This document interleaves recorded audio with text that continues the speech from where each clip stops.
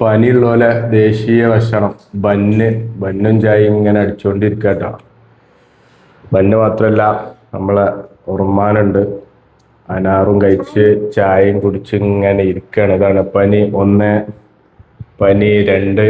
അവന് പനി ഇല്ലല്ലോ അല്ലേ, അവന് പനി വന്നിട്ടില്ലല്ലോ അൽഹംദുലില്ലാ. മറ്റൊരു പനിക്കാരൻ ഇതാ ഇവിടെ ഇരിക്കുന്നു. പനി കൊണ്ടുവന്ന ഞാൻ ഇവിടെ ഇരിക്കുന്നുണ്ട്. പരമാവധി എല്ലാവർക്കും കൊടുത്തുകൊണ്ട് പെരയിലുള്ള ഒരാളും കൂടെ 4 ആള് കിടക്കാണ് അല്ലേ. ആരാ?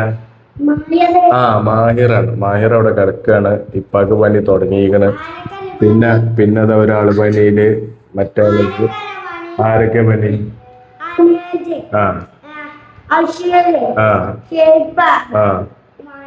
മാഹിർ. അപ്പോ അങ്ങനെയൊക്കെയാണ് പനിയുടെ അപ്ഡേറ്റ്സ്. അപ്പൊ പനീന്റെ വീഡിയോ ഇട്ടപ്പോ കുറെ ആൾക്കാർ പറഞ്ഞു കണ്ടന്റിന് ക്ഷാമുണ്ടല്ലേ എന്ന്. കണ്ടന്റിന് ക്ഷാമില്ല, പക്ഷെ ഉള്ള കണ്ടന്റ് എടുക്കാനുള്ള ആവതില്ല. അപ്പൊ ഉള്ള ആവത് വെച്ചുകൊണ്ടുള്ള കണ്ടന്റുകളാണ്. ഇപ്പൊ പനി ഉണ്ടായാലും എല്ലാരും പിന്നെ തിന്നുന്ന സാധനമാണല്ലോ ഈ ഒരു എന്താ പറയാ ബന്ന്. സത്യത്തിൽ ഈ ബന്ന് എങ്ങനെയാണ് ഈ പനിക്കുള്ള ഒരു ദേശീയ ഭക്ഷണമായി മാറിയത്?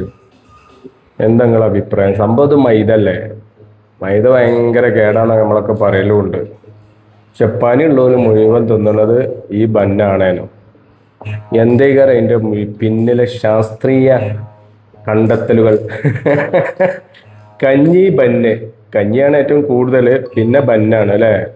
ഹോസ്പിറ്റലിലായാലും വീട്ടിലായാലും പനി വന്നാ പിന്നെ ബന്നും ചായ. അപ്പൊ ഒന്ന് കമന്റ് ചെയ്യേ, രസല്ലേ?